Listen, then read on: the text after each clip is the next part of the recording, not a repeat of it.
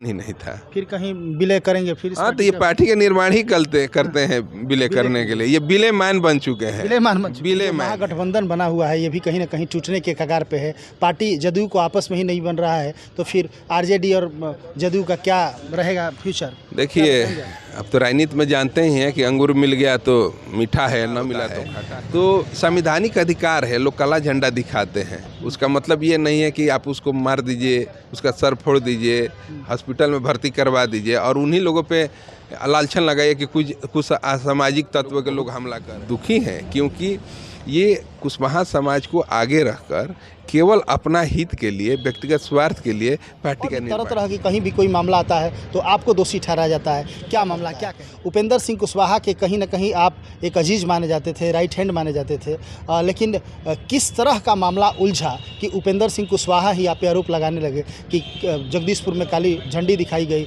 तो उसमें आपका भी नाम जुड़ा गया, और भी तरह तरह की कहीं भी कोई मामला आता है तो आपको दोषी ठहराया जाता है। क्या मामला, क्या थे कि उपेंद्र कुशवाहा और नीतीश कुमार जी का डीएनए एक है, बड़ा भाई है, छोटा भाई है। क्या हो गया? अगर कोई आपको दिक्कत था तो आपको बात करना चाहिए था। इस तरह से रोड पर, सड़क पर उतर कर और आप खुला अधिवेशन करके और अपने प्री प्लानिंग करके है, आप केवल ही अपने व्यक्तिगत स्वार्थ लाभ के लिए काम कर रहे हैं। अब ये सब बुरिया बिस्तर से चपोत लिए और चल दिए। आप देख रहे हैं समृद्धि न्यूज़ चैनल, में हो अशोक तिवारी। इस वक्त अभी हम बिहार की राजधानी पटना में है और पटना में इस वक्त हम आप लोगों को मिलवाने जा रहे हैं। हमारे साथ है धीरज सिंह कुशवाहा और जदयू के एक अच्छे नेता माने जाते हैं और बहुत ही अच्छे समाज सेवी भी हैं। हम इनसे बात करेंगे, तमाम तथ्यों पर प्रकाश डालेंगे। कैसे हैं धीरज जी? बहुत अच्छे हैं। पहले तो आपको बहुत बहुत बधाई। चलिए, बहुत बहुत धन्यवाद आपको। लगातार एक मामला चर्चा का विषय बना हुआ था, हालांकि हम यही सोच रहे थे कि कभी संजोग हो तो आपसे बात करें, और चूंकि हम लोग का कोई सवाल रहता नहीं है, जो भी सवाल होता है आम जनता का रहता है। उपेंद्र सिंह कुशवाहा के कहीं ना कहीं आप एक अजीज माने जाते थे, राइट हैंड माने जाते थे, लेकिन किस तरह का मामला उलझा कि उपेंद्र सिंह कुशवाहा ही आप पे आरोप लगाने लगे कि जगदीशपुर में काली झंडी दिखाई गई तो उसमें आपका भी नाम जुड़ा गया, और भी तरह तरह की कहीं भी कोई मामला आता है तो आपको दोषी ठहराया जाता है। क्या मामला, क्या कहेंगे आप? देखिए, आप तो जानते हैं कि जब बड़े नेता को लगने लगता है कि कोई और भी जगह ले रहा है तो आरोप लगा देते हैं कि हम तो जा ही रहे हैं सनम, आप भी जाइए। वही बात है और कुछ बात नहीं है। जब आपके साथ हम काम करते थे तो बहुत अच्छे थे और आप कहीं और जाने लगे, किसी से कोई और डील कर लिए और उसके बाद आप कहते हैं कि अब धीरज कुशवाहा खराब, ये तो गलत बात है। आपका विचारधारा कुछ बदल गया। हम लोग आप ही के द्वारा जदयू में आए थे, जदयू में आपने पदाधिकारी बनवाया था, लेकिन 20-22 महीनों में क्या ऐसा गड़बड़ी हो गया जिसके चलते आप फिर मोहभंग हो गया। आप कुछ दिन पहले कहते थे कि उपेंद्र कुशवाहा और नीतीश कुमार जी का डीएनए एक है, बड़ा भाई है, छोटा भाई है। क्या हो गया? अगर कोई आपको दिक्कत था तो आपको बात करना चाहिए था। इस तरह से रोड पर, सड़क पर उतर कर और आप खुला अधिवेशन करके और अपने प्री प्लानिंग करके आपने पार्टी बना रखा था। आज आपने आधिकारिक ऐलान भी कर दिया, नाम भी पहले से रख दिया गया था, तो जाहिर सी बात है कि पहले से तैयारी चल रही थी। केवल जनता को भरमाने के लिए और पब्लिक को बुर्बक बनाने के लिए ये सब प्रकरण चल रहा था। अब जदयू छोड़ रहे हैं, नई पार्टी बना रहे हैं? छोड़ दिए, पार्टी भी बना लिए, उसका आज आधिकारिक ऐलान भी कर दिए। लेकिन ये जान लीजिए कि कुशवाहा समाज के लोग बहुत दुखी हैं क्योंकि ये कुशवाहा समाज को आगे रखकर केवल अपना हित के लिए, व्यक्तिगत स्वार्थ के लिए पार्टी का निर्माण किए हैं। पूरा इतिहास गवाह है। आप देखे होंगे कि ये 17 साल से संघर्ष कर रहे हैं, लेकिन उसमें से 11-12 साल खुद पद पर आसीन हैं। इनको अगर सही में काम करना था तो अपने कार्यकर्ताओं के बारे में सोचते, ज़्यादा से ज़्यादा कैसे उन लोगों का समायोजन होता है या सरकार में कुछ जगह मिलता। ऐसे अभी ही जदयू में कुछ कार्यकर्ताओं को मिलने वाला समय था जिसमें आयोग गठन होने वाला था, 20 सूत्री का गठन होने वाला था। जब कार्यकर्ताओं की बारी आई तो आप फिर झोला उठा के चल दिए। ये ठीक बात नहीं है।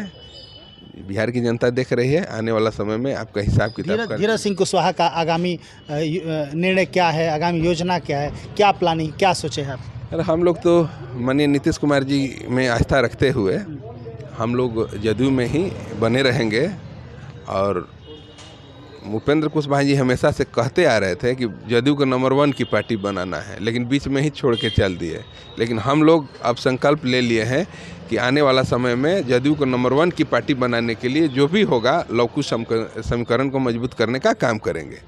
अच्छा, जो उपेंद्र कुशवाहा जब गए हुए थे उधर क्षेत्र विजिट करने के लिए भोजपुर में, जगदीशपुर या और बक्सर वगैरह में, तो वहाँ किसी निजी कार्यक्रम में गए थे। उन लोगों का कहना है कि निजी कार्यक्रम में गए थे। जो भी उनके चाहने वाले या जो भी उनके समर्थक हैं वो कह रहे हैं कि वैसी स्थिति में उपेंद्र कुशवाहा के साथ गलत किया गया। जगदीशपुर में तो शायद कुछ मारपीट भी हुआ था। कुछ नहीं हुआ था।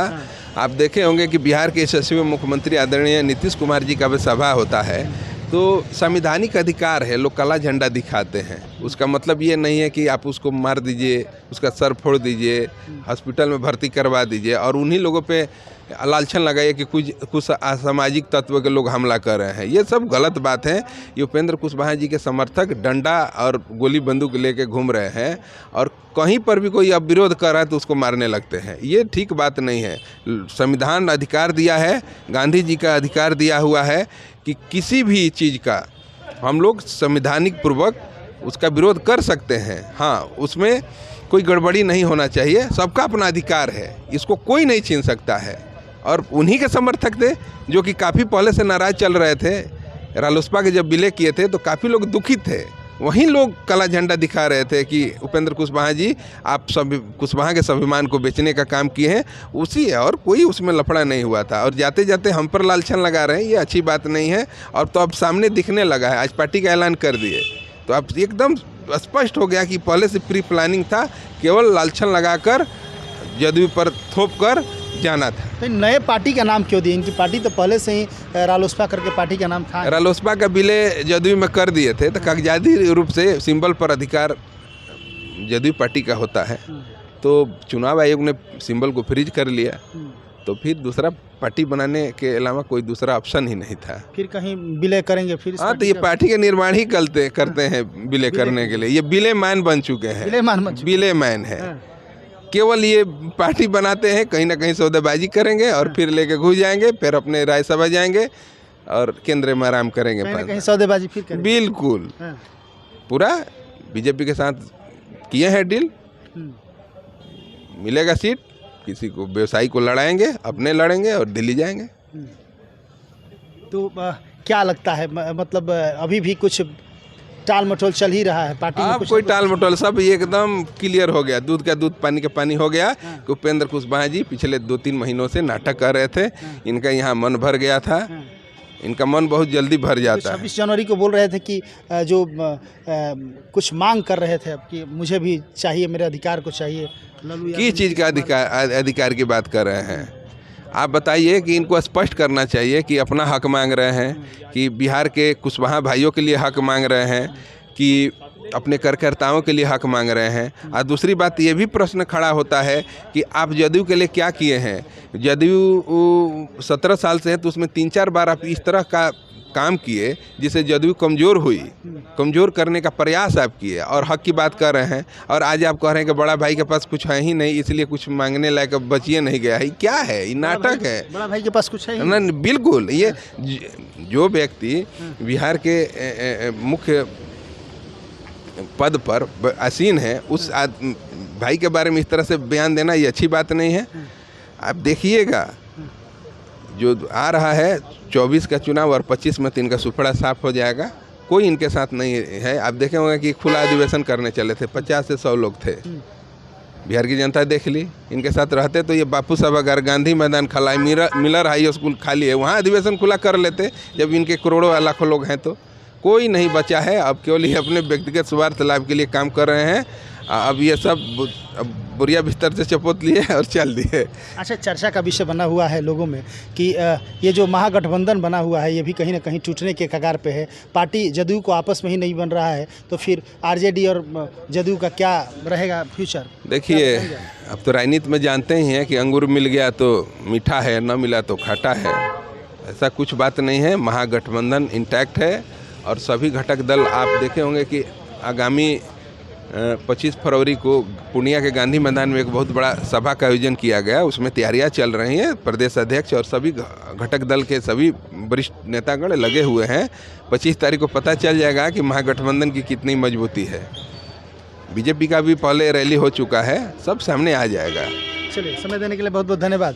तो आप देख रहे थे, हमारी बात हो रही थी। धीरज सिंह कुशवाहा हैं और किसी समय में उपेंद्र सिंह कुशवाहा के खास माने जाते थे, लेकिन आज स्थिति आप देख ही रहे हैं। इनका कहना है कि वो पार्टी बनाते हैं विलय करने के लिए, फिर पार्टी बनाए हैं और फिर विलय करेंगे। कहीं ना कहीं विलय के लिए ही पार्टी बनी हुई है और कहीं ना कहीं उनको कुछ न कुछ स्वार्थ दिखा और हम लोगों को आभास हुआ कि फिर जदयू छोड़ने वाले हैं, तो हम लोगों ने उनका साथ छोड़ दिया। चूँकि एक बार हम समर्पित हो गए हैं जदयू के लिए, तो निश्चित तौर से जदयू का साथ देना, जदयू को मजबूत करना हमारा लक्ष्य है। तो इस तरह देखते रहिए, समृद्धि न्यूज़ चैनल पर तमाम खबरों को दिखाते रहेंगे। कैमरा पर्सन रजीश के साथ मैं अशोक तिवारी। Thank you.